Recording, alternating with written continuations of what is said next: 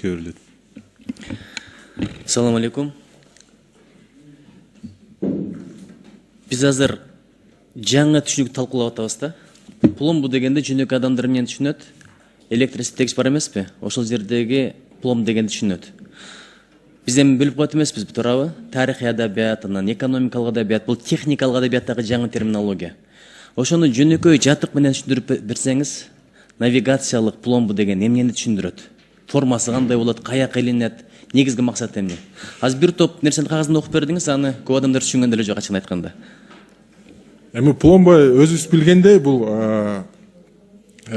кулпу катарындай айтсак болот, кичинекей кулпуча депчи. Түшүнүктүү, кулпуча катары эле илинет экен, туурабы? Илинет, ооба. Мисалы, эмен жүк ташуучу машиненин эшиктери жабылат, ошо эшиктерине пломба тагылат, ошондой кулпуча деп коелу. Ошол пломбанын, ар бир пломбанын өз эмеси номери бар болот, саны. Ошол номердин ичинде электрондук базалга маалыматтардын баары киргизилет. Мен айтып кеткендей, мисалы, эгерде биз тараптан бир Алмазбекович бир товарларды алып барса, ошонун маалыматында же бир ИП, бир автомаш десек, ошонун маалыматынын ичинде ошо кандай товар бар, кайсы баа менен, канча штук, кайсы жерден кайсы жерге чейин барат экени, ошонун баары такталып жазылат. Орысчасы для отслеживания перевозок деп атат. Кыргызчасы жүк ташууларды байкоого алуу дейт да. Бул эмне спутник менен байланышат да, туурабы? Мисалы, ушул жерде отуруп алып, мен Белоруссияга жүк жөнөттүм. Жүгүм каякта баратат, кантип баратат, кабар алып турсам болобу? Атайын бир монитордон. Ооба, ошондой. Анда жакшы экен да. Бул модернизация да, туурабы? Бул деген модернизация биринчиден, экинчиден ошо эгерде бүт баары туура болсо, туура товарларды киргизсе точка входтон, анан ошол эле ачпай, таможнядан же гаилерден ачпай, ошо түп-түз эле жиберсе болот, товарларды жүргүзсө болот. Анда өтө жакшы экен. Ошондон кийин азыр көрүп атасыздар, чегарадан өткөндөн кийин, чегарадан өткөзбөй бир кыйнат, өткөндөн кийин складтарга алып барып алып, ачып, чачып кыйнап атпайбы? Ошондой болбойт деген кепилдик барбы? Как раз анткени билесиз, бизде деңизге жол жок. Баягы жөнөкөй автожолдор менен ташыйбыз, ошол эле темир жолдор менен ташыйбыз. Бул кайсыл транспорт түрлөрүнө берилет? Темир жолго дагы, автожолго дагы? Автоунааларга жана темир жолго жүргөн.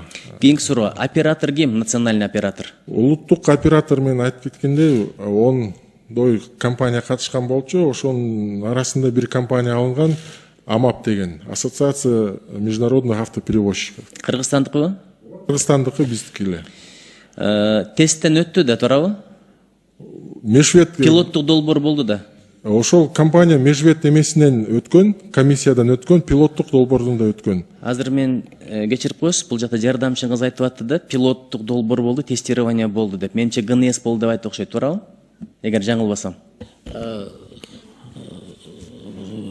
Нуржик Кадырович, мындай да, мамлекеттик салык кызмат тарабынан өзүнчө пилоттук долбоор өткөрүлүп жатат, жана Казакстан менен бирге. Анан бажы кызматынан тарабынан да өзүнчө бир пилоттук долбоор өткөрүлдү. Жана биздин жанагы Кытай эл республикасы менен чектешкен Торгарт өткөрмө пунктунан баштап, бияка Бишкекке чейин жанагы автоунааларга навигациялык пломбалар колдонулду да. Ал пилоттук долбоор өттү, өзүнүн жана отчету бар. Түшүндүм. Эки суроом калды. Канча компания катышты ошол пилоттук долбоорго? Жана кайсы өлкөлөрдөн?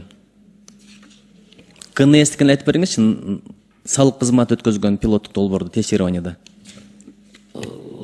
Так саны жок, бирок жанагы бизде алкоголь ичимдиктерин ташыган, жана тамеки азыктарын ташыган компаниялар ушул пилоттук долбоорго катышты. Ошолордун корутундусу барбы? Мына кагаздарда мен таппай атам да. Анткени ошол көзү менен көрүп, аткарып көргөн кишилердин пикири абдан маанилүү болмок.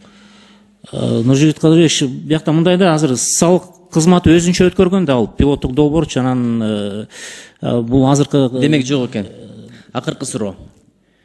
Акыркы суроо ушундай, бул жакта мен азыр окудум, эч кандай кошумча бюджеттен чыгаша талап кылынбайт деп сиздердин корутуңуздарда келиптир. Бирок бул жаңы технология, программалык камсыздоо керек болот. Ушул аппараттарды, жабдыктарды алыш керек. Кантип чыгаша кетпейт? Чыгаша кетет да. Бирок ошол каяктан канча сумма болот, эсептедиңерби? Бул жагынан биз айтып кетпедикпи? АМАП, утуп алган компания өз маалыматтык системасы бар болуш керек. Ошо маалыматтык система ошо компаниядан өздөрүн камсыздашат. Коңуздар, мен эки суроо деп үчүнчүгө да өтүп кеттим, бирок бул сунуш иретинде болсун, ошол АМАПтын бизнесине айланып калбасын, Ошону караңыздар, анткени ар бир жерде риск бар да. Бир компания утат, эртең бир күн карасаң каалаган баасын коюп, анан бизнеске айландырып алат. Жүк ташуучулар аксаса, биздин экономикабыз аксайт. Билесиз, сырьёлорду алып келе албай калабыз, продукцияларды. Ошону көзөмөлгө алып туруп, анан мага кат жөнөтүп койсоңуздар, кандай мониторинг системасы бар, механизмдерин, Рахмат.